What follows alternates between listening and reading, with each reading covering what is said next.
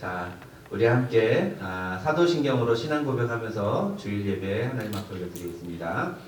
전능하사 천지를 만드신 하나님 아버지를 내가 믿사오며 교회하도 우리 주 예수 그리스도를 믿사오니 이는 성령으로 잉태하사 동정녀 마리아에게 나시고 본디오 빌라도에게 고난을 받으사 십자가에 못 박혀 죽으시고 장사한 지 사흘 만에 죽은 자 가운데서 다시 살아나시며 하늘에 오르사 전능하신 하나님 우편에 앉아 계시다가 저리로서 산자와 죽은 자를 심판으로 오시리라.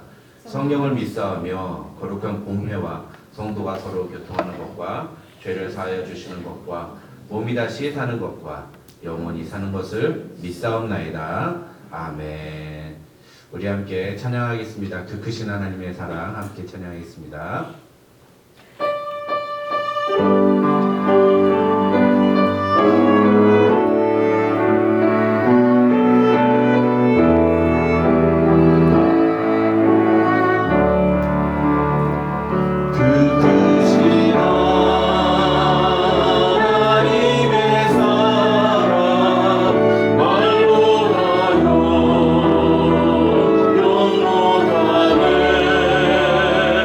저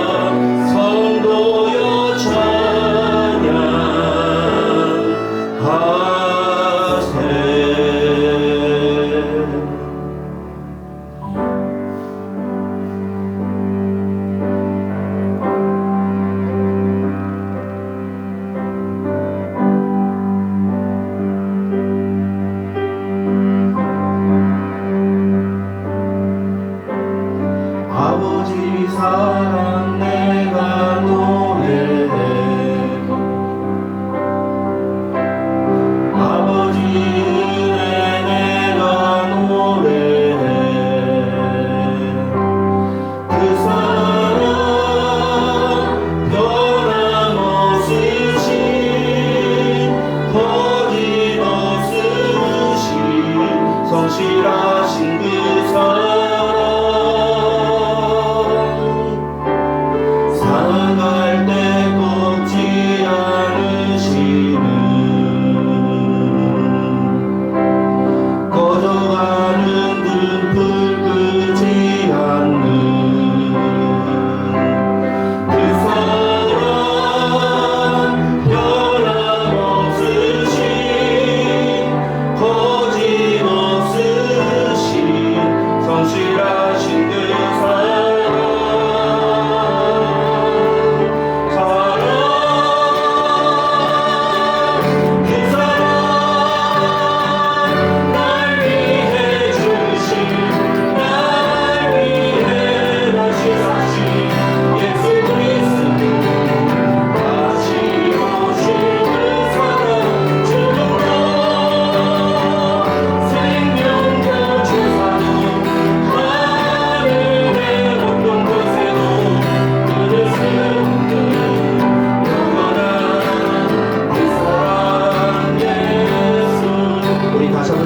아버지 사랑 노래 아버지 사랑 내가 노래해 아버지 은혜 내가 노래해 그 사랑 변함없으신 거짓없으신 성실하신 그 사랑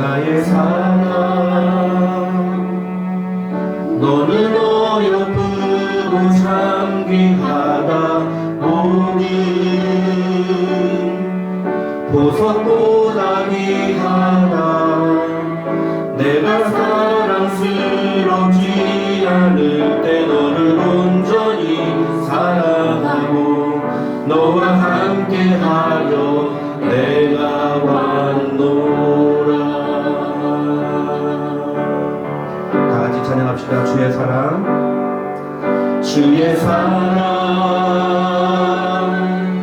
이 사랑은 결코 면치 않아 오니 계절 돌보시네. 푸른 마르고 꽃은 시드나 주의 말씀은 신실해. 실수가 없으신 주만 바라. 주님의 나라와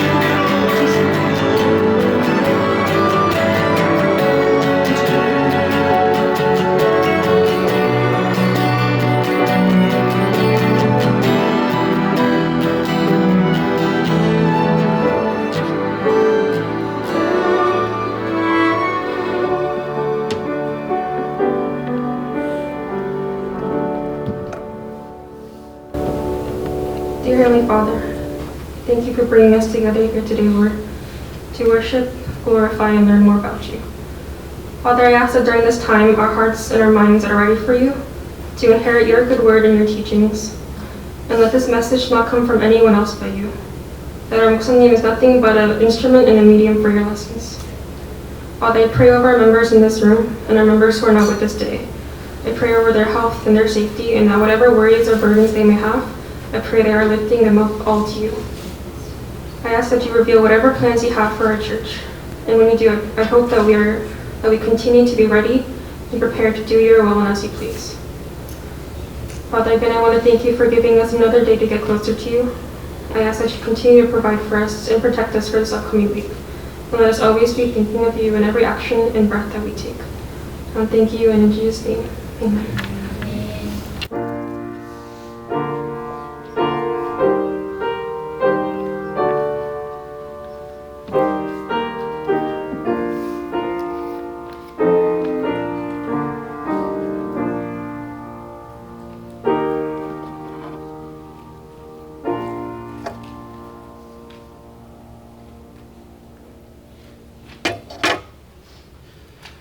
오늘 우리 주시는 하나님의 말씀은 로마서 8장 31절부터 39절까지 말씀입니다.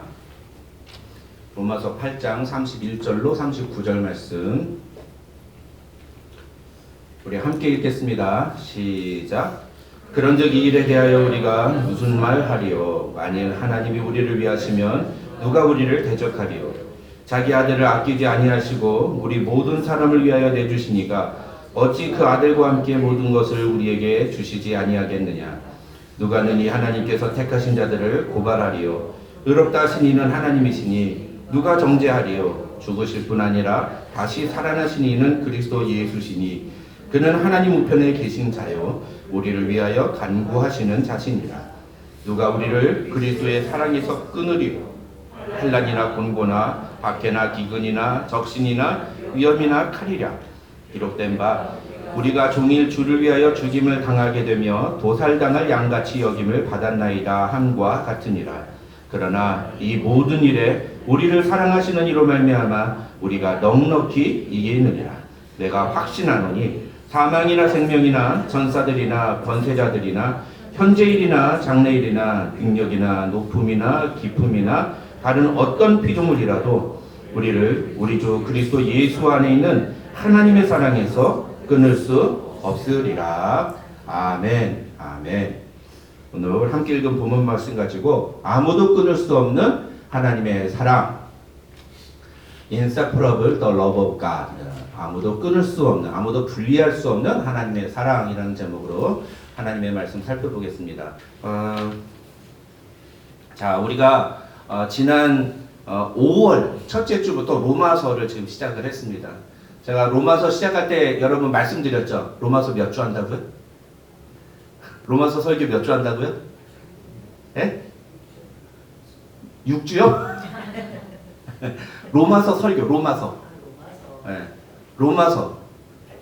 예? 기억 안 나세요? 오래 한다. 예? 오래 한다고 그랬죠? 뭐 얼마나 오래 하는지 모르겠다. 50주 이상 한다고 그랬어요, 제가. 네. 50주 이상 한다고. 근데 50주까지 안 갈 것 같아요. 제가 사실은 중간에 많이 줄였습니다. 내용을 한 3주, 2주짜리를 하나로 묶고 3주짜리 하나로 묶고 그런 적이 있어가지고 지금 원래대로라면 23주차 설교를 해야 되는데 오늘 18주차째예요. 18주째 로마서를 하고 있습니다. 로마서만 계속하니까 사실 여러분들 조금 좀 힘들고 약간은 좀 이렇게 계속 반복되는 것 같으니까 힘드실 수도 있어요. 예. 더군다나 로마서 1장부터 11장까지는 교리에 대한 내용이라서 이 어려운 내용, 우리가 그동안 교회에서 잘 배우지 않았었던 내용을 다루기 때문에 물론 그게 익숙하신 분도 있지만 60세 이상 되시는 분들은 아마 쉽지는 않으실 거예요. 그래서 제가 충분히 공감합니다. 예. 그렇게 힘든 분들은 새벽에 만나러 그 다음에 수요기도에 나오셔서 수요일날 우리 오 목사님이 마가복음 강의하시는데 복음서를 통해서 또 다른 은혜를 좀 누리고 로마서 1장부터 11장까지 계속 이어지는 복음에 대한 교리를 여러분 정확하게 이번 기회에 한번 이해하는 그런 시간이 되었으면 좋겠습니다. 여러분 나눠드린 주보를 좀 보시겠습니까? 네, 주보를 보시면 우리가 이제까지 다루었던 주제가 거기에 기록이 되어 있습니다. 그렇죠? 여러분 이거 보시고서는 어떤 설교했는지 기억나세요? 우리가 요 본문을 다룰 때, 요 1장을 다룰 때, 2장을 다룰 때 어떤 내용을 했구나 그거 기억이 나십니까? 그럼 그런 것들이 좀 기억이 났으면 좋겠습니다. 우리가 이제까지 한 5개월 정도 18주 동안 우리 1장부터 8장까지를 다루면서 복음의 교리에 대해서 살펴보았습니다. 그 복음의 교리는 크게 4가지로 구분이 됩니다. 1장부터 3장까지 나오는 죄의 문제. 그래서 우리 기독교 신앙은 가장 먼저 시작해야 되는 거 어디서부터 출발되느냐? 죄에서부터 시작해야 돼요. 단연코 죄로부터 시작해야 돼요. 우리 자신의 죄로부터 시작해야 됩니다. 그 다음에 그 죄를 하나님이 어떻게 해결하셨는지에 대한 구원을 다루고 있는 4장부터 5장을 우리가 살펴보았고요. 그 다음에 6장부터 8장에서는 그렇게 구원받은 사람들이 살아가는 삶의 모습에 대해서 우리가 이야기를 나눴습니다. 그걸 갖다가 성화라고 하죠. 그 사이에 이제 칭의가 들어가요. 그래서 6장, 7장은 칭의, 그 다음에 7장, 8장은 성화. 그래서 칭의와 성화는 사실은 하나다 이렇게 볼 수 있습니다. 동전 하나에 있는 양면과 같이 칭의와 성화는 구분할 수 없어요. 구분되어서도 안 됩니다. 성화는 반드시 칭의를 경험한 사람에게서만 나오는 거예요. 그렇죠? 예. 성화를 경험한 사람만이 칭의를 경험한 사람만이 성화를 이룰 수 있어요. 그리고 성화의 모습이 나타나는 사람은 칭의를 받았다고 확신해도 됩니다. 아시겠죠? 근데 뭐가 아니에요? 우리가 거룩한 삶을 살아서 의롭게 되는 게 아닌 거죠. 열심히 거룩한 삶, 열심히 착한 삶을 살아서 구원받는 게 아니라는 얘기예요. 우리 예수 안 믿는 사람들이 흔히 쓰는 착하게 살면 천국 간다. 이거 새빨간 거짓말이에요. 성경은 그렇게 얘기 안 한다는 거예요. 근데 많은 사람들이 그렇게 생각을 하고 지금도 열심히 착하게 살려고 노력하는 거죠. 성경은 우리에게 구원에 대해서 그렇게 얘기하고 있지 않다. 왜? 뭐 때문에? 죄 때문에. 이게 여러분이 이걸 모른다고 생각하지 않아요. 다 압니다. 근데 훈련이 안 돼 있으니까 이런 거 물어볼 때 이게 즉각제가 이렇게 얘기가 안 나오는 거예요. 그래서 이런 것들을 배우고 반복하고 또 하는 작업들이 필요한 겁니다. 내가 이런 걸 얼마나 뭘 알아야 된다고 내가 신학교 갈 것도 아닌데 목사님 이런 걸 나보러 알려버렸습니까? 네, 여러분 우리가 복음의 뼈대를 복음을 알아야 되는 건 우리가 신학교를 가야 되기 때문에 가는 게 아니죠. 그렇죠? 신학교를 가기 위해서 복음을 알아야 됩니까? 이 땅에서 예수 믿는 사람답게 살기 위해서 복음을 알아야 되는 거예요. 그렇죠? 그래서 제가 로마서 들어오기 전부터 계속 반복해서 얘기했던 게 뭐예요? 교회 다니는 것을 신앙생활로 착각하지 말라. 주일날, 일요일날 교회에 오는 것을 신앙생활로 착각하지 말라고. 그건 신앙생활이 아니에요. 그건 예수 믿는 게 아니에요. 그냥 기독교 생활을 하는, 종교 생활을 하는 것 뿐인 거죠. 그걸 잘 구분을 해야 돼요. 그러기 위해서 우리가 이 로마서를 정확하게 알아야 된다라고 말씀드렸습니다. 1장부터 3장에서 죄의 문제를 다루면서 바울은 인간이 직면한 죄의 문제, 그리고 그 죄 때문에 우리가 어떤 한계에 부딪혔는지 우리는 절대로 하나님에 의해 이룰 수 없다. 그 사실을 선포했어요. 그 다음에 4장과 5장에서 그것을 하나님께서 구원하셨다. 하나님께서 하나님의 자녀를 이 땅에 보내심으로써 우리에게 그 죄의 문제를 해결하게 했습니다. 그걸 믿기만 하면 의롭다고 인정해 주기로 결정하셨다. 그걸 갖다가 이신칭의다. 그렇게 공부했습니다. 그 다음에 6장부터 8장에서는 그렇게 의롭다 하심을 얻은 사람들은 이 땅에서 어떤 삶을 살아야 하느냐? 하나님의 백성다운, 구원받은 사람다운 삶의 모습을 살아야 한다. 그것이 성화다. 성화는 착한 삶을 사는 게 아니다. 성화는 뭐예요? 성화는 두 가지예요. 성화는 첫째, 죄와 싸우는 거다. 그래서 주보 보시면 다 나와 있죠? 네, 주보를 보셔야 돼. 그래서 성화는 뭐다? 첫째, 죄와 싸우는 거다. 두 번째, 성화는 어디에서 벌어지는 일이다? 내 마음속에, 내 내면 세계 속에서 일어나는 일이다. 그렇죠? 근데 그게 내 내면 세계 속에서 전쟁이 일어나는데 그게 외적으로도 표현이 돼요. 그래서 이 사람이 성화의 길을 걷고 있는지 안 걷고 있는지를 우리가 얼마든지 확인할 수가 있습니다. 이제 다음 주부터 살펴보는 9장부터 11장에서는 이 모든 일이 도대체 누구에 의해서 일어난 일이냐? 하나님의 선택에 의해서 일어난 일인데, 그러면 하나님이 선택하지 않은 사람들은 도대체 어떻게 되는 거냐? 이런 문제에 대해서 얘기합니다. 그걸 가리켜서 뒤에 sovereignty of God, 그 하나님의 주권이라고 얘기합니다. 하나님의 주권. 하나님의 주권 신학을 운명론으로 착각하시는 분들이 있어요. 하나님 모든 걸 다 결정해놨다 이렇게 생각하시는 분들이 있는데 그거 아닙니다. 하나님의 주권은 그게 아니에요. 하나님의 주권이 무엇인지를 분명하게 아는데 그 내용이 9장부터 11장에 나와 있습니다. 그래서 오늘은 이제 이 성화에 대한 마지막, 어떻게 보면 복음이 무엇인지를 설명해주는, 그리고 그 복음을 따라 사는 것이 무엇인지를 설명해주는 마지막 그런 장면이라고 할 수 있습니다. 그래서 오늘 본문은 우리가 성화의 길을 걸어갈 수 있는 6가지 근거의 마지막 6번째 근거이기도 하지만 사실은 바울이 로마서 1장부터 8장에서 이야기하려고 했던 그 복음이란 게 무엇인지를 요약하는, 한마디로 요약하는 그런 핵심과도 같은 구절이라 그렇게 볼 수도 있습니다. 그게 뭐냐? 바울은요, 복음이란 무엇인가를 한 단어로 표현해요. 그걸 바로 하나님의 사랑이다 이렇게 표현합니다. 복음은 무엇이다? 하나님의 사랑이다. 복음은 하나님의 사랑이다.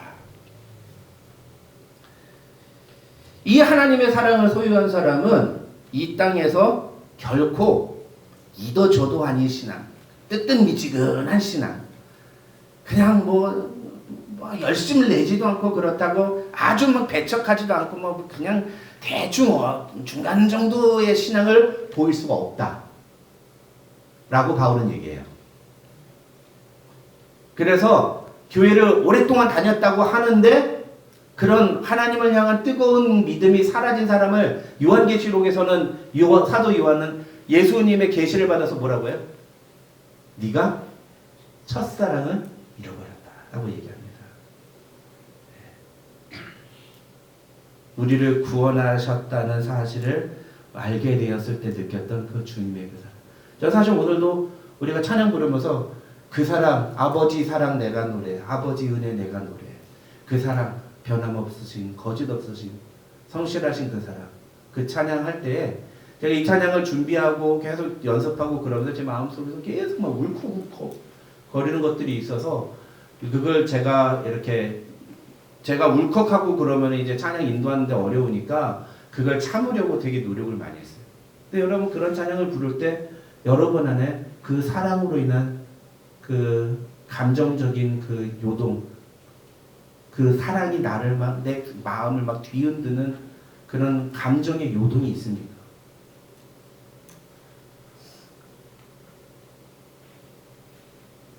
복음을 아는 사람은 이것을 안다는 거예요.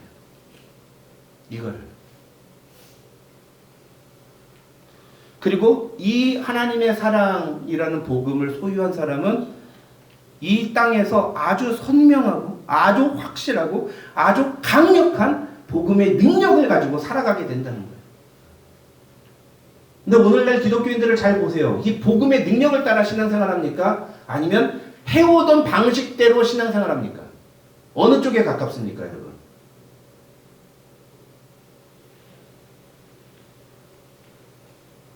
그러니까 우리가 굉장히 심각하게 이 상황들을 받아들여야 돼요.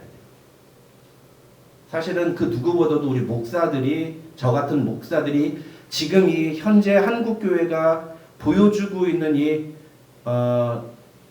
굉장히 어떻게 쉽게 표현하면 예수님 오셨을 때에 보셨던 그 바리새인들의 종교성하고 똑같아요. 자기들의 종교적인 행위에 만족하고 자기들이 함께 모여서 자기들이 열광하고 자기들의 도취에서 살아가는 그 모습들. 그런데 삶에서는 전혀 기독교인으로 그리스도인으로서의 삶의 모습이 나타나지 않고 예수 믿는 사람으로서의 능력이 나타나지 않는 이 세상에서 좁은 길, 고난의 길을 가라고 하신 예수님의 말씀과는 상관없이 성공의 길, 번영의 길, 풍요의 길, 만족의 길, 기쁨의 길, 행복의 길로만 걸어가고 있는, 그것을 추구하며 그것을 위해서 교회를 나오는 기독교인들. 그런 교회를 어떻게 우리가 복음을 알고 있다고 얘기할 수 있는가? 복음은 절대로 우리를 행복하게 만들지 않습니다. 복음은 절대로 우리를 만족하게, 그게 우리를 기쁘게 해주지 않아요. 인간적으로 봤을 때 우리로 하여금 고통으로 우리를 이끌고 우리로 슬픔을 감당하게 하고 우리로 아픔을 견디게 하죠. 그게 성경의 메시지 아닙니까? 그렇다고 우리가 일부러 그렇게 고난을 찾아갈 필요는 없죠. 제가 드리는 말씀이 뭔지 이해가 되시죠? 우리 삶 속에서 우리가 그냥 살아가는 삶의 현장에서 과연 우리가 이 복음을 아는 사람다운 삶의 모습이 얼마나 나오고 있느냐는. 여러분 어떻습니까? 여러분 자신을 한번 질문해 보세요. 나는 정말 이 복음의 능력이 내 삶 속에서 나타나고 있는. 바울은 이 똑같은 질문을 오늘 본문에서 5가지 질문으로 우리에게 제시를 합니다. 그게 31절부터 35절까지예요. 한 절 한 절씩 그게 나옵니다. 여러분 31절에 첫 번째 질문이 나옵니다. 뭐라고 하느냐 바울이. 만일 하나님이 우리를 위하시면 누가 우리를 대적하리요? 이렇게 질문합니다. 여러분 이 질문의 뜻은 무엇일까요? 이것은 전능하신 하나님이 우리를 사랑하시고 우리를 지켜보고 계시고 우리를 위해서 일을 하신다면 우리가 두려워할 게 뭐가 있겠느냐. 내가 지금 고난을 당하고 힘든 일을 겪고 있는데 하나님이 나를 위해 주시는데 그게 뭐가 걱정이 되겠느냐 라는 거예요. 두 번째 질문은 뭡니까? 32절에 그 하나님의 위해 주시는 모습이 뭡니까? 자기 아들을 아끼지 아니하시고 우리 모든 사람을 위하여 내주시니가 어찌 그 아들과 함께 그 모든 것을 우리에게 주시지 아니하겠느냐. 자기 아들까지 주신 하나님이 우리를 위해서 다른 걸 안 주시겠느냐. 하나님이 우리 때문에 아까워하시는 게 뭐가 있겠느냐.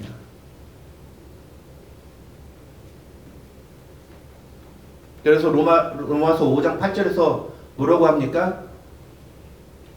그리스도 예수를 통해서 우리에게 하나님께서 우리를 향한 자신의 사랑을 확증하셨다. 보여주셨다. 그렇게 얘기하죠? 세 번째 질문은 뭡니까? 33절입니다. 누가 능히 하나님께서 택하신 자들을 고발하리요? 이거 무슨 질문이죠? 사탄은 날마다 우리의 연약한 모습을 보게 만들어요. 우리의 연약감, 우리의 죄성을 가지고 계속 건드려요. 네가 무슨 하나님의 아들이야. 네가 무슨 그딴 식으로 살면서 야, 네가 생각해봐라. 네가 생각하기에도 네가 하나님의 아들이라고 말할 수 있냐? 그렇게 뻔뻔하게 신앙생활을 하는 게 옳은 거냐? 막 이런 식으로 이렇게 우리에게 그렇게 정죄를 준단 말이죠. 그리고 또 우리가 그 육신의 연약함을 이기지 못해서 죄를 짓고 나면은 거봐 너 네가 그 정도밖에 안 되잖아. 이렇게 우리를 자꾸 정죄하고 우리로 하여금 하나님에게서 멀어지게 해요. 너 그 죄 지은 거 너 그 죄 때문에 멸망할 거야. 이딴 말을 한단 말이죠. 그래서 우리로 하여금 하나님의 사랑을 의심하게 만들고 부정하게 만들고 잊어버리게 만들어요. 그때 바울이 뭐라 그래요? 누가 능히 하나님께서 택하신 자들을 고발하겠느냐. 하나님의 선택은 의심할 수 없다. 하나님의 선택은 돌이킬 수 없는 것이다. 하나님이 선택하신 자는 반드시 구원하신다고 하셨는데 우리는 고발이라는 단어가 뭐예요? 저게 최후의 심판을 말하는 거예요. 정죄를 말하는 거예요. 마지막에 심판당에서 멸망을 당하겠느냐 이런 뜻이에요. 네 번째 질문은 뭡니까? 의롭다 하신 이는 하나님이시니 누가 정죄하려? 같은 표현이죠. 같은 표현이에요. 하나님이 이미 우리를 의롭다고 하셨어요. 우리가 보기에도 지금 우리의 모습은 더럽고 추악한 모습이 여전히 존재하지만 그러나 우리는 하나님이 우리를 의롭다고 여겨주시는 사람들이다 라는 거죠. 그래서 우리는 그 의로움으로 우리 하나님 앞에 설 수 있는 거예요. 오늘도 이 자리에 여러분이 하나님 앞에 예배로 나올 때 여러분의 의와 여러분의 무슨 자격을 가지고 나오셨습니까? 한 분도 그런 분은 없습니다. 물론 뭣도 모르고 나온 분도 있을 수는 있겠으나 주님 앞에 진심으로 예배드리러 나온 사람이라면 그 누구든 그 사람이 어떤 삶을 살고 과거에 어떤 죄를 지었건 지금 또 설령 지금도 어떤 죄를 지었건 간에 나를 의롭다 하신 그리고 나에게 예수 그리스도의 공의의 옷을 입혀주신 그 주님의 의를 힘입어서 주님 앞에 나온 겁니다. 그 얘기하는 거예요. 마지막 다섯 번째 질문 뭡니까? 누가 우리를 그리스도의 사랑에서 끊으리? 우리를 의롭다 하시고 우리를 위하시는 그 하나님의 그 사랑에서 무엇이 우리를 그 하나님의 사랑으로부터 분리시킬 수 있겠느냐?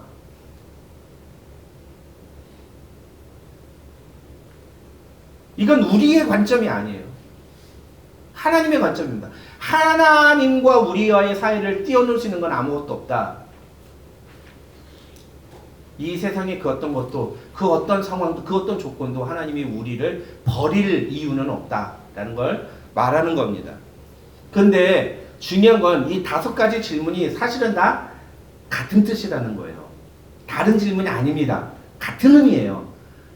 결국은 무엇으로 귀결되느냐 하면은 35절로 귀결돼요. 이 35절의 질문 다시 한번 같이 읽어볼까요? 다 같이 읽겠습니다. 시작. 누가 우리를 그리스도의 사랑에서 끊으리요? 누가 우리를 그리스도의 사랑에서 끊으리요? 아무도 끊을 수 없다라는 거죠. 아무도 그리스도의 사랑에서 우리를 끊을 수 없다라는 겁니다.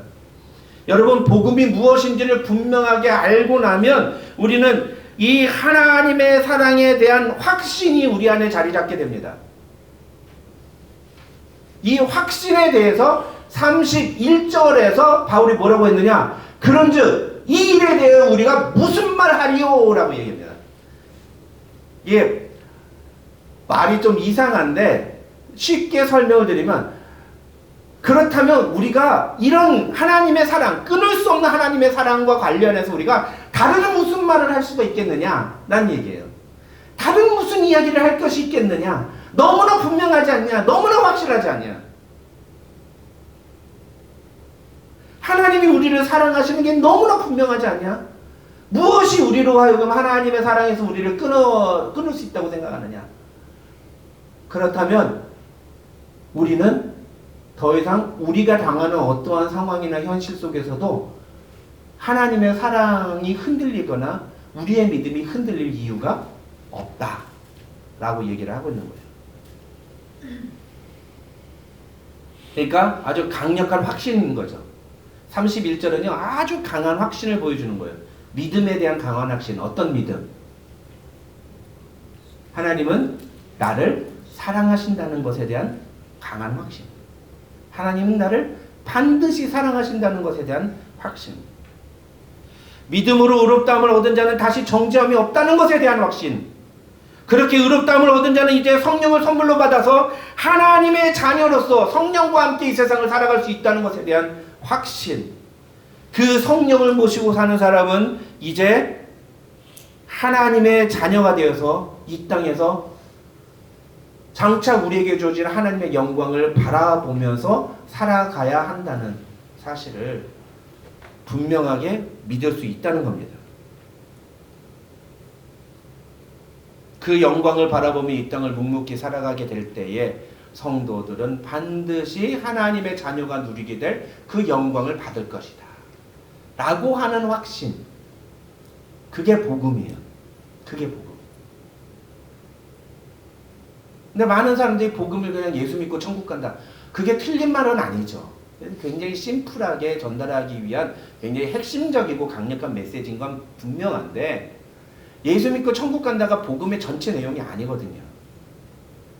근데 교회 단 우리 성도들이 그 아주 심플한 그 핵심 메시지만 알고 다른 건 잘 배우지 않으려고 해요. 그러니까 로마서에 대해서 관심이 없고 로마서를 공부하는데 굉장히 힘들어해요. 신학을 공부하던 저희 목사들도 로마서를 이렇게 쪼개서 공부하는 것이 너무너무 힘듭니다. 너무 내용이 많으니까. 너무 다뤄야 되는 내용들이 많으니까. 그런데 이런 확신이 우리에게 있는 일. 너무 중요한 일 아닙니까? 우리 믿음에 있어서 이거 정말 중요한 거 아니에요? 여러분 이게 중요하다고 생각하고 신앙생활 해보셨어요? 이게 얼마나 중요한 일인지 생각하면서 교회 다니셨습니까? 이 확신이 우리에게 있는 것이 얼마나 중요한지 여러분 생각하면서 교회 다니셨습니까? 여러분 이 확신은요 우리 자신에 대한 확신이 아니에요. 내가 어떤 상태인가에 대한 확신이 아니란 말이에요. 하나님이 우리를 얼마나 사랑하시느냐에 대한 확신이에요. 이걸 잘 구분하셔야 됩니다. 예? 잘 구분하셔야 돼요. 그래서요 여러분 우리가 구원에 대한 확신 막 그렇게 얘기하잖아요. 그럴 때 그 구원에 대한 확신은요 우리 자신에 대한 확신이 아니에요. 여러분 우리가 하나님을 얼마나 사랑하느냐는요 이건 가변적이에요. 변할 수 있어요. 그렇죠? 그리고 쉽게 사라질 수도 있는 겁니다. 얼마든지 사라질 수 있어요. 그리고 불확실해요. 진짜로 하나님을 사랑하십니까? 제자훈련 하다 보면 그 장면이 나오거든요. 요한복음에 나오는 구절을 가지고 하나님을 사랑하는 자는 하나님의 계명을 지키느니라 라는 예수님의 말씀을 가지고 하나님을 사랑하는 사람은 하나님의 계명을 지킨다. 그러면 여러분 당신은 계명을 지키십니까? 정말 다 지키십니까? 아니요, 다 못 지키는데. 그럼 다 못 지키면 하나님 사랑하는 겁니까? 사랑 안 하는 거죠. 그럼 당신은 하나님 사랑하십니까? 물어보면 난 사랑한다고 생각했는데 사랑하는 게 아니었네. 뭐 이런 얘기를 해요. 네. 여러분 정말 하나님 사랑하십니까? 웃기지 마세요. 죄송합니다. 농담이에요. 근데 충격받으시는 분들이 있어요. 그만큼 나는 하나님을 사랑한다고 자신만만해요. 근데요. 진짜 비극적인 상황을 당하죠. 진짜 절망적인 상황에 놓여있죠. 인간이 헤어나올 수 없는 인간의 힘으로는 해결할 수 없는 절망적인 고통에 빠져가 보세요. 그 순간에도 진짜 하나님을 사랑한다고 말할 수 있는 거예요. 그거 경험하기 전까지는 난 하나님을 진짜 내 사랑 절대 변하지 않을 거야 라고 얘기하는 건 착각입니다. 착각이에요. 적어도 여러분이 죽음 앞에 서서 혹은 진짜 절망적인 비극 앞에 서서 그 속에서도 하나님을 사랑한다고 고백했다면 그건 진짜 신실한 하나님을 향한 사랑이에요. 여러분 착각하지 마세요.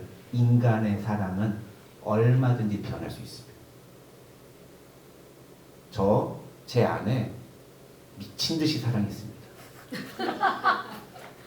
죽어라 사랑했어요. 진짜 제 모든 걸 다 바쳐서 진짜 미친 듯이 사랑하고요.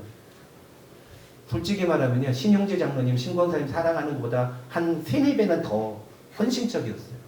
제 아내한테. 저 그랬어요. I bet.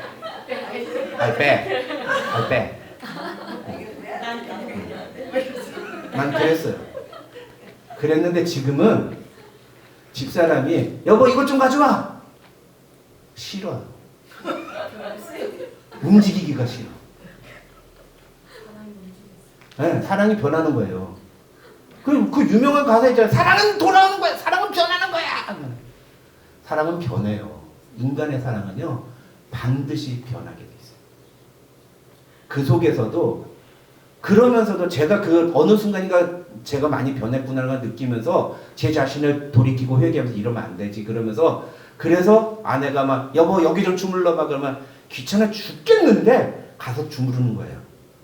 예. 아 이러면 안 되지. 내가 첫사랑을 회복하라고 했는데 저 여자 때문에 내가 진짜 하긴 저 여자가 나를 위해서 포기했던 것들은 더 많지 막 이러면서 그냥 하는 거예요. 근데 제 아내를 처음 만났을 때 제가 아내에게 느꼈던 그 사랑과 그 헌신의 그 마음, 각오와 지금을 비교해 보면 많이 달라요. 많이 달라요. 너무 부끄럽고 너무 미안한 일인데.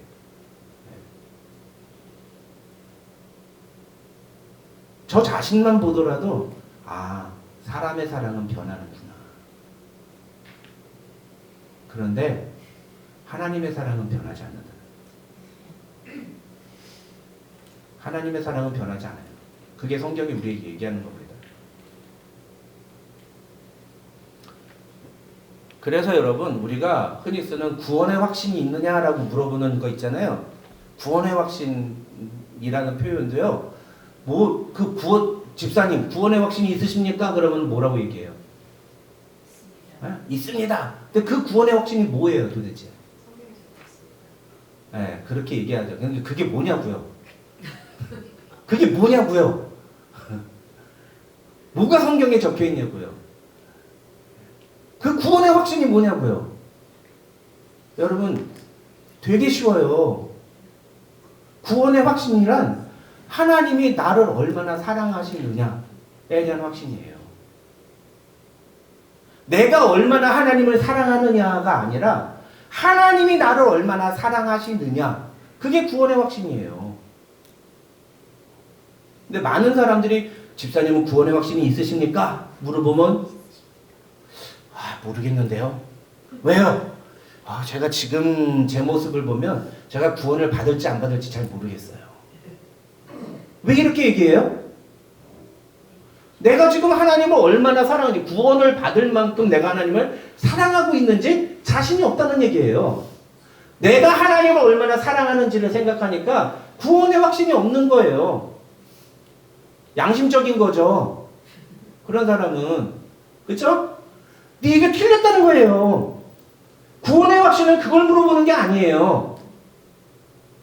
구원의 확신은 하나님이 나를 얼마나 사랑하시는지를 내가 얼마나 확신하느냐에 대한 질문이에요.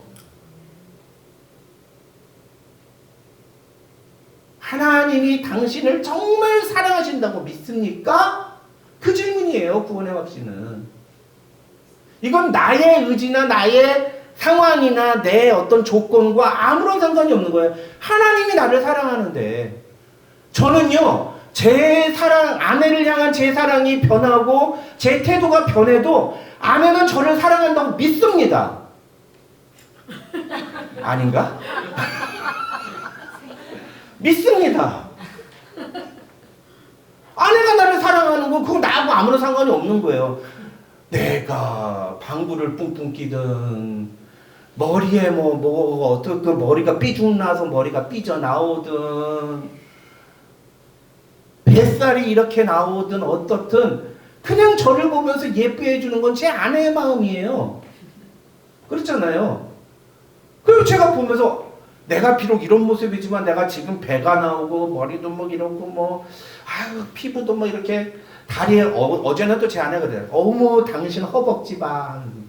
옛날에 제 허벅지가 36인치 막 이랬거든요. 26인치. 36이래. 26인치 그랬거든요. 26인치. 근데 지금은 완전히 얇아진 제 모습을 보면 어머 허벅지 봐. 저거 어째. 그래도 저를 사랑한다는 걸 저는 믿습니다. 제 허벅지가 아무리 얇아져도 저를 사랑하는 아내의 사랑에 대해서 저는 의심하지 않아요. 우리에게 그런 사랑이 있느냐는 거예요. 그런 확신이 있는 거예요. 하나님에 대한. 하나님이 나를 그렇게 사랑하신다는 것에 대한 확신이 있느냐. 그 사랑에 대한 확신이 있는 사람을 가리켜서 뭐라고 얘기하느냐? 구원의 확신이 있는 사람, 복음을 소유한 사람이다 라고 이야기를 한다는 겁니다. 그러니까 당신 구원의 확신이 있습니까? 라고 물으면 우리가 뭐라고 대답을 해야 돼요? 네, 저는 예수님이, 하나님이 나를 사랑하셔서 당신의 외아들을 나를 위해 십자가에 달려 죽게 하셨음을 믿습니다. 그것이 나를 향한 하나님의 사랑입니다. 난 이것을 믿습니다. 이걸 어떻게 믿을 수가 있어요? 2000년 전에 있었던 저 중동 사람이 나를 위해 죽었다는 걸 믿는 게 가능한 일입니까? 미친 짓이지. 그러니까 바울이 뭐라고 그래요? 이런 걸 믿는 건 성령으로만 가능한 거다. 그 성령은 하나님께서 택하신 자에게만 주시는 거다. 그걸 가리켜서 뭐라고 그래요? 중생이라고 해요. 중생이라고. 그걸 가리켜서. 그 구원은 나의 의지나 나의 선택에 의해서 일어나는 게 아니라 전적으로 하나님께서 선택하신 자가 하나님의 음성을 듣고 하나님 앞으로 나오는 사건이에요. 근데 문제는 누가 하나님이 선택한 사람인지는 우리는 모른다는 거죠. 그래서 우리가 지금도 나가가지고 복음을 전해야 되는 거예요. 누가 구원받은 사람인지 모르는. 왜 그러냐면 하나님께서 예수님이 뭐라고 하셨어요? 너희가 나가서 전하지 않으면 돌들 보고 전하게 하겠다. 그리고 그 사람이 구원받지 않은 그 책임을 너한테 묻겠다 라고 말씀하셨거든요. 그러니까 우리는 나가서 복음을 전해야 되는 책임이 있는 거예요. 전도를 해야 되는 이유는 그건 거예요. 그리고 실제적으로 성경에서 예수님 뭐라고 하셨어요? 너희는 세상에 나가 내 증인이 되라 꼭 명령하셨거든요. 그게 명령이에요. 사명이에요. 사명. commandment. commission. 그러니까 우리는 그 말씀대로 순종해야 구원을 받은 사람이라고 말을 할 수 있다는 거죠. 이 확신이 우리에게 있느냐? 이 확신이. 이게 오늘 설교의 전반부의 핵심입니다.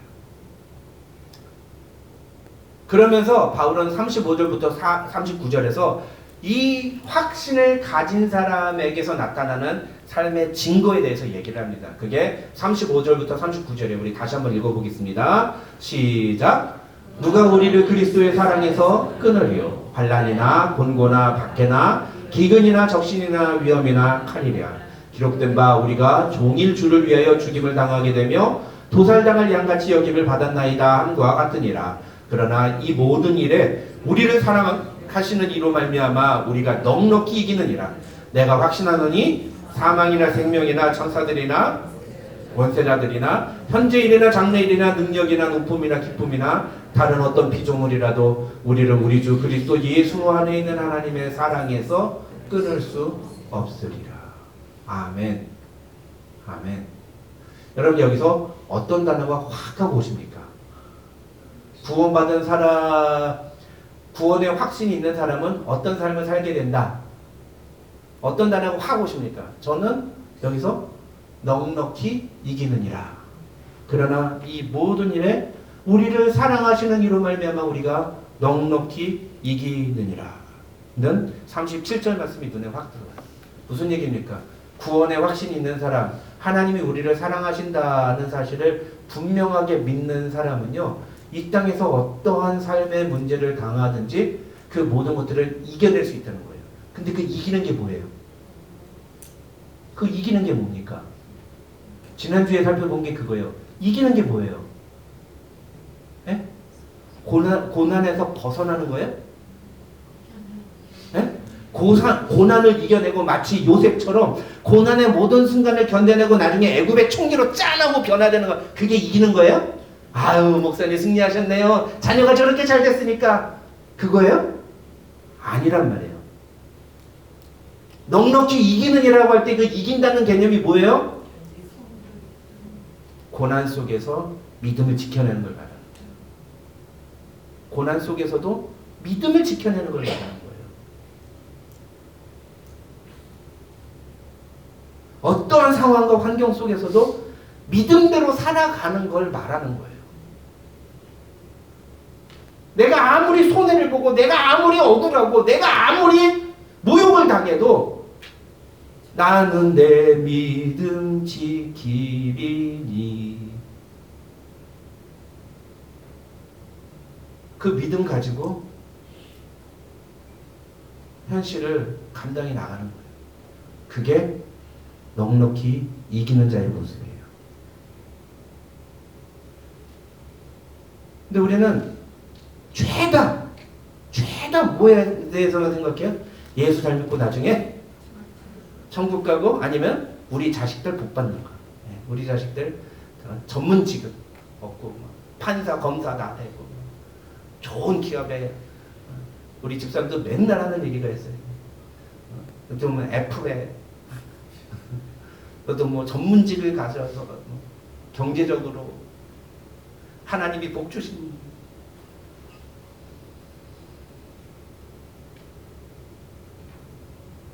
성경은 우리에게 그런 걸 얘기하지 않아요. 근데 우리가 그런 것만 자꾸만 관심을 갖고 읽을 뿐이에요.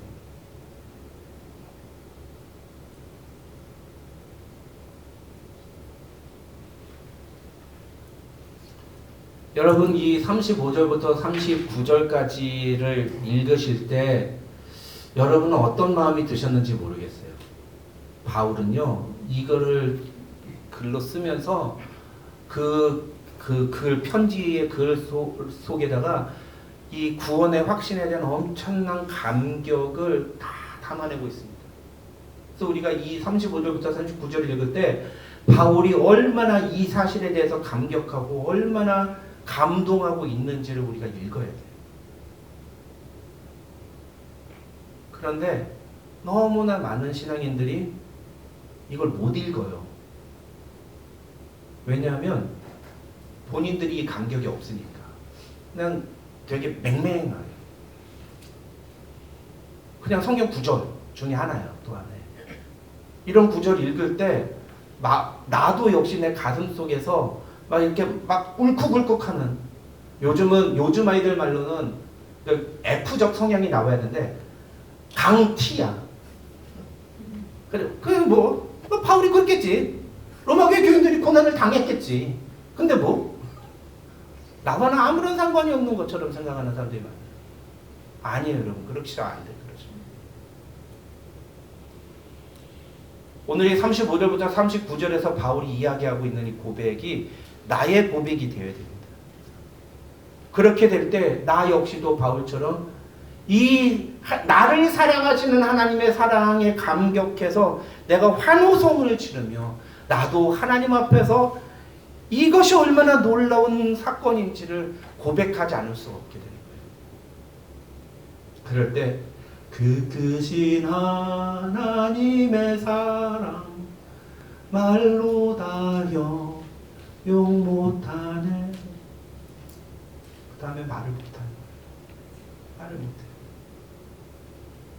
말로 다 형용 못해.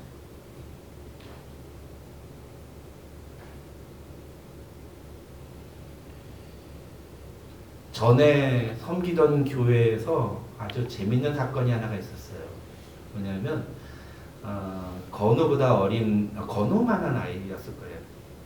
근데 그 아이는 이제 혼혈이에요. 바누아투라는 섬나라의 그 원주민이 아버지고 그다음에 한국인이 엄마인데 혼혈한데 그 아이가 어느 날 교회 오더니 저희한테 목사님 저희 이제 로또 1등 됐어요 그러는 거야. 우와. 야 거짓말하지 마. 아니요 우리 아버지가 그랬어요. 로또 1등 됐다고 이거 아무한테도 말하지 말라고 그랬어요. 그래. 근데 무슨 일이 나는지 아십니까? 그 주일날 온 교회 교인들이 그 얘기만 해요. 조셉이네 집 로또 1등 당첨됐대요. 그 얘기 들었어요? 글쎄 그게 나도 들었는데 그걸 믿을 수가 있어야지. 물어봐 진짜 1등 됐나? 물어봐요. 목사님이 물어봐요. 서로 막 궁금해가지고. 남의 집 로또 1등 된 거잖아요. 우리 집 로또 1등 된 것도 아니잖아. 그쵸? 그러면서 막 서로 얘기해요. 야 로또 1등이 얼마야? 그럼 로또 1등에 대한 분석을 하기 시작해요. 야 지난번에는 얼마였는데 이번에는 얼마였대? 그리고 저쪽에서는 로또 1등 된 사람들 중에 80%가 생을 비참하게 끝났습니다. 이딴 소리 하는 사람이 있어. 아우 그냥 진짜. 근데 아무튼 진짜 그날 나는 무슨 설교했는지도 기억이 안 나. 내가 설교한 내용은 아무도 기억을 못해.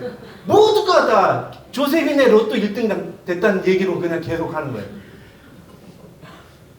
나중에 이제 그 조셉이 엄마한테 물어보니까 조셉의 엄마가 그날 일하느라 교회를 못 왔어요. 내가 알기로. 나중에 물어보니까 1등은 무슨 1등이에요. 거짓말이에요.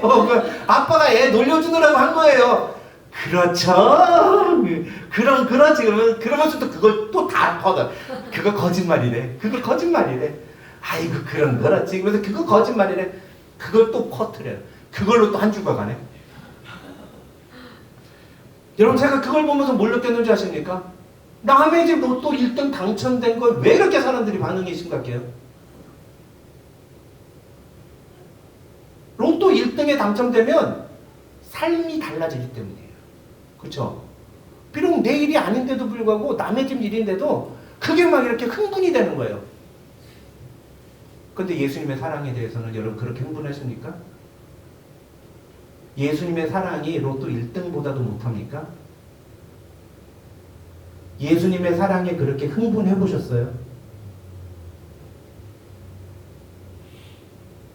정말 그 예수님의 사랑에 주체할 수 없는 그 감격이 여러분 안에 일어난 적이 있습니까?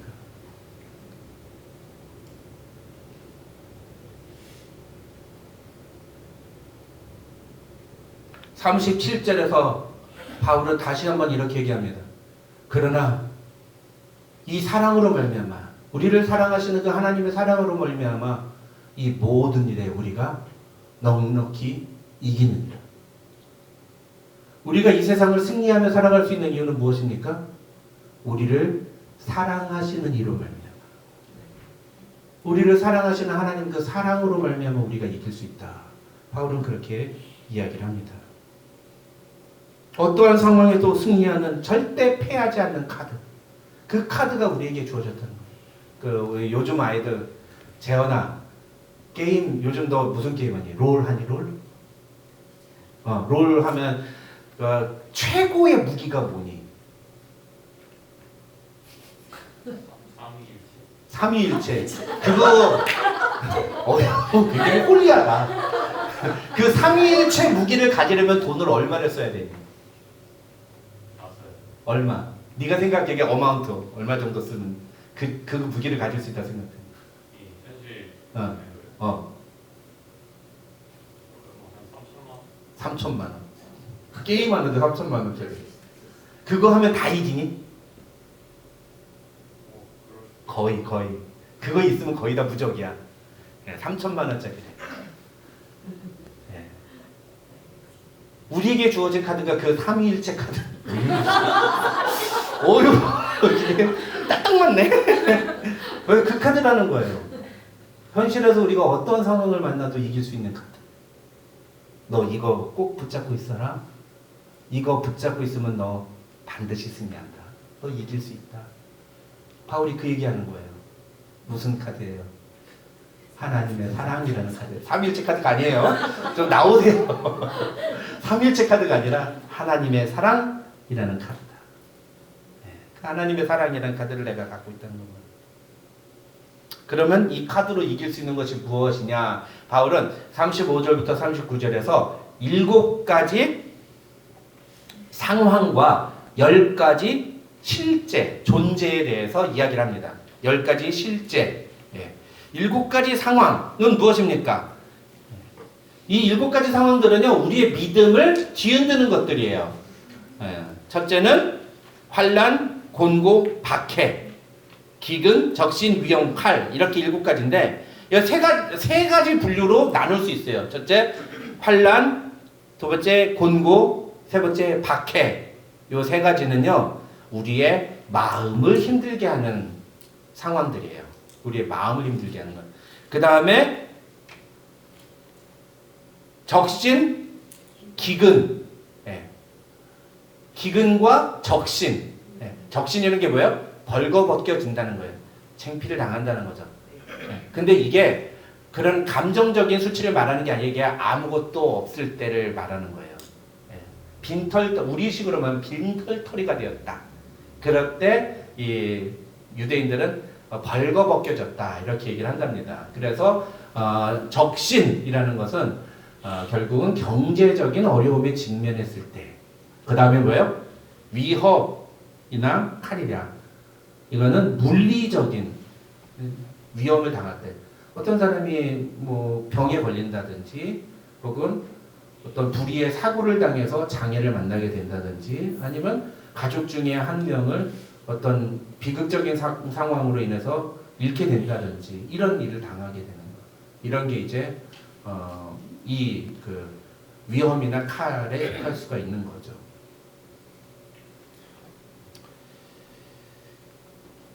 그런데 문제는 이런 일들을 겪게 되면 대부분의 사람들이 믿음이 흔들릴 수 있다는 거예요. 믿음을 버린다는 게 아니라 이런 일들을 당하게 될 때 믿음이 흔들릴 수 있다라는 겁니다. 여러분, 그래서 제가 아까 여러분이 예수님을 얼마나 사랑하는지 진짜 여러분이 변하지 않는 사랑을 갖고 있다.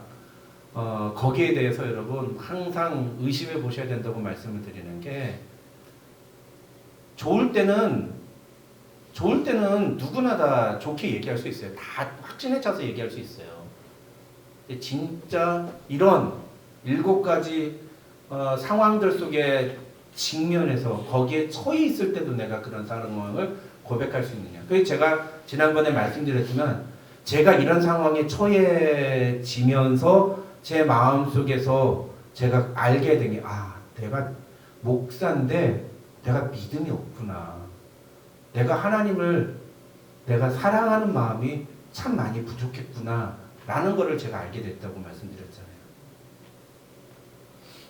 전 누구보다도 하나님 사랑한다고 생각했던 사람이에요.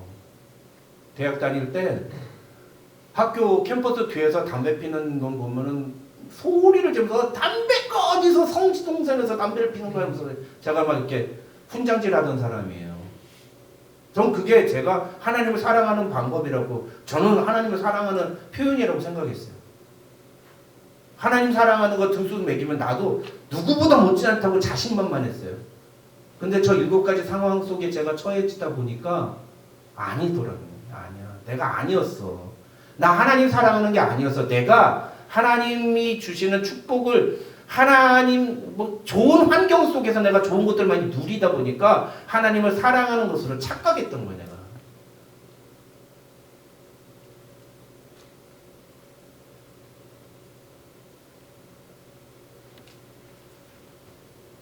그래서 내가 하나님을 얼마나 사랑하는지가 중요한 게 아니라 하나님이 나를 얼마나 사랑하시는지를 알게 될 때, 그때 이런 상황 속에서도 내가 이 믿음이 흔들리지 않을 수 있는 그런 믿음을 갖게 된다는 겁니다. 그 다음, 우리의 믿음을 위협하는 10가지 존재들은 무엇입니까? 그 10가지 존재는 38절부터 39절에 나와요. 사망이나 생명, 천사들이나 권세자들. 사망이나 생명은 우리 목숨과 관련된 거예요. 목숨과 관련된 거. 그 다음에 천사들이나 권세자들은 우리와는 다른 차원의 어떤 영적인 존재들, 그런 존재들을 말하는 거고요. 그 다음에 셋째로 현재일이나 장래, 그리고 높음이나 깊음, 이것은 시공간을 의미하는 거예요. 시공간. 그 다음에 능력, 이 능력은 우리의 힘을 뛰어넘는 어떤 초월적인 힘. 보통 많은 사람들이 이것을 기적이라고 얘기하죠. 근데 이 기적이 긍정적으로 쓰여야 되는데 부정적으로 쓰일 때도 있어요. 귀신 들리면요, 여러분 초월적인 파워가 나오는 거 아십니까? 예? 보신 적 있으세요? 못 보셨죠? 저는 귀신 들린 사람을 본 적이 있거든요. 아주 조그만, 우리 배진이 집사님보다 작은 자매예요. 그런데 귀신이 들리니까 지 손으로 지 목을 죄는데, 저뿐만 아니라 우리 청년부 간사들이 다 같이 그 양팔을 뜯어내지 못할 정도로 강력한 힘을 갖고 있었어요. 자기 목을 죄는. 그 다음에 마지막으로 다른 어떤 피조물, 이거는 이 9가지 범죄에 속하지 않는 그 어떤 것이라도, 이건 무엇인가 특정할 수 없는 거예요. 뭐라고 설명할 수 없는. 근데 그 어떤 것이라도 우리를 우리 주 그리스도 예수 안에 있는 하나님의 사랑 안에서 끊을 수 없느니라. 바울은 이걸 선언하고 있는 겁니다. 그런 존재들 때문에 우리의 믿음이 흔들리고 때로는 그 앞에 굴복할 수 있습니다. 그러나 바울은 말합니다. 이 세상에 존재하는 그 어떤 존재도, 그리고 어떤 상황도 우리를 사랑하시는 하나님의 사랑에서 끊을 수 없다. 그리고 우리는 그 하나님의 사랑 때문에 이 모든 것을 넉넉히 이길 수 있다. 그래서 38절에서 바울이 이렇게 내가 확신하노니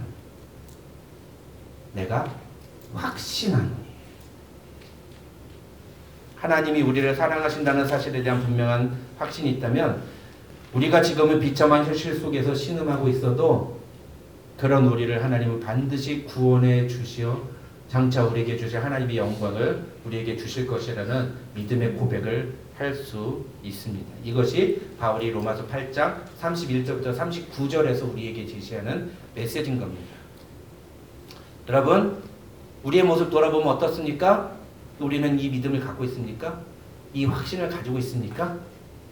이 확신 안에 살고 있습니까?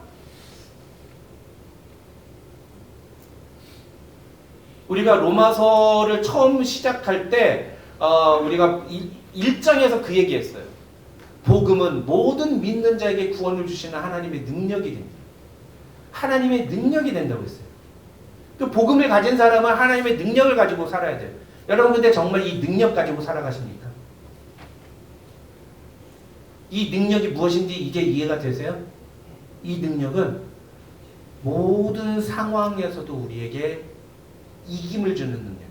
승리를 주는 능력입니다. 사랑하는 성도 여러분, 이 믿음을 고백하며 이 확신을 가지고 살아가는 성도들이 되시기를 주님의 이름으로 축원합니다. 그래서 오늘 설교의 내용 두 가지만 기억하세요. 구원의 확신이란 뭐다? 구원의 확신이란 우리를 향한 하나님의 사랑에 대한 확신이다. 이 사랑에 대한 확신이 왜 필요할까요? 7가지 상황과 10가지 실체 앞에서 우리가 승리하기 위해서, 믿음으로 이 모든 상황들을 이겨내기 위해서 이런 것들이 필요한 겁니다. 이런 믿음 가지고 믿음으로 승리하는 성도들 되시기를 주님의 이름으로 축원합니다. 기도하겠습니다. 하나님 아버지 감사합니다. 오늘도 우리에게 귀한 말씀 주심을 감사합니다. 주님, 오늘 주신 말씀을 따라서 우리가 오늘 이 아침에 우리가 얼마나 하나님을 사랑하는가가 아니라 하나님이 얼마나 나를 사랑하시는지를 돌아보는 우리 모든 성도들 되게 하여 주시옵소서. 하나님을 향한 나의 사랑을 돌아보면 지금은 내가 하나님을 사랑한다고 자신 있게 말할 수 있지만 조금만 힘들고 어려운 상황에 닥쳐도 이 사랑이 흔들리고 변화될 수 있다는 것을 우리가 고백하고 겸손히 그 사랑에 의지하는 삶이 아닌 하나님이 나를 사랑하시는 그 사랑을 붙잡고 사랑하는 성도들 될 수 있도록 허락하여 주시옵소서. 주님, 우리에게 그 사랑이 필요합니다. 그 사랑의 감격이 필요합니다. 날마다 그 감격 가지고 살아가는 성도들 될 수 있도록 하나님 은혜 베풀어 주시옵소서. 예수님의 이름으로 기도드립니다. 아멘. 교회 소식은 여러분 주보를 참조해 주시고요. 새벽에 만나 유튜브 주소도 여기 QR코드로 주보에 제공해 놨습니다. 여러분 보시고 혹시 주변에서 새벽에 만나를 듣고 싶다 하시는 분들에게는 이 QR코드를 소개해 주시면 감사하겠습니다. 우리 다 같이 일어나셔서 나의 하나님 찬양하고 동원기도와 축도함으로 예배 마치겠습니다.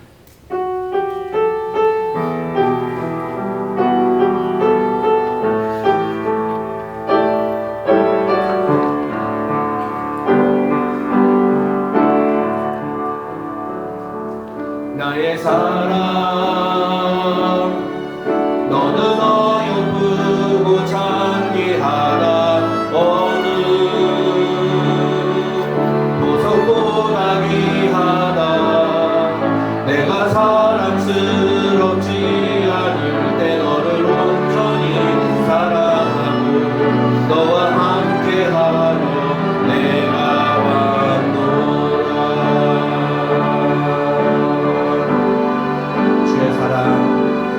주의 사랑 이 사랑은 결코 변치 않아 모든 계절로 울고 시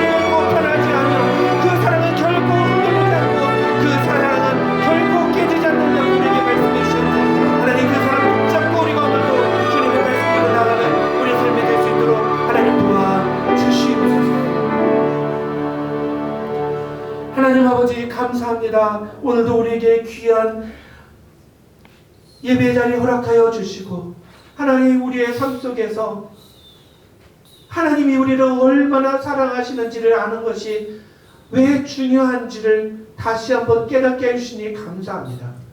하나님, 이제까지 내가 얼마나 하나님을 사랑하는지를 붙들고 살았다면 이제부터는 하나님이 나를 얼마나 사랑하시는지를 붙들고 사는 하나님의 사람이 되기를 소망합니다.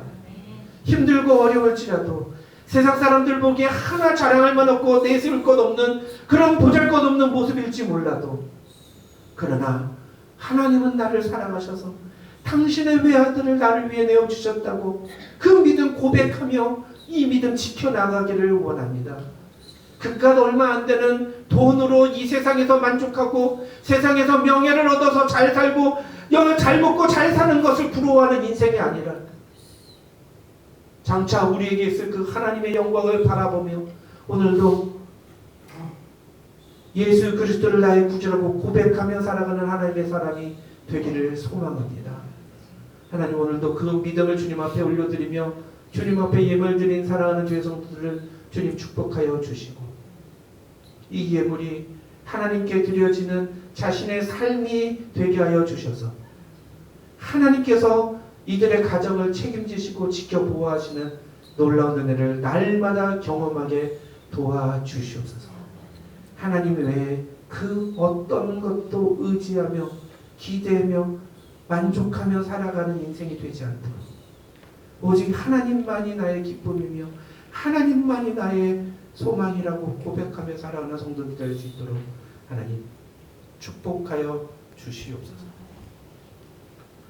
지금은 우리 구주 예수 그리스도의 한이 없으신 은혜와 우리 아버지 하나님의 만극하신 사랑과 성령님의 감동 감화 교통 충만하신 은혜가 너희 우리 가운데 함께 있을지어다. 아멘.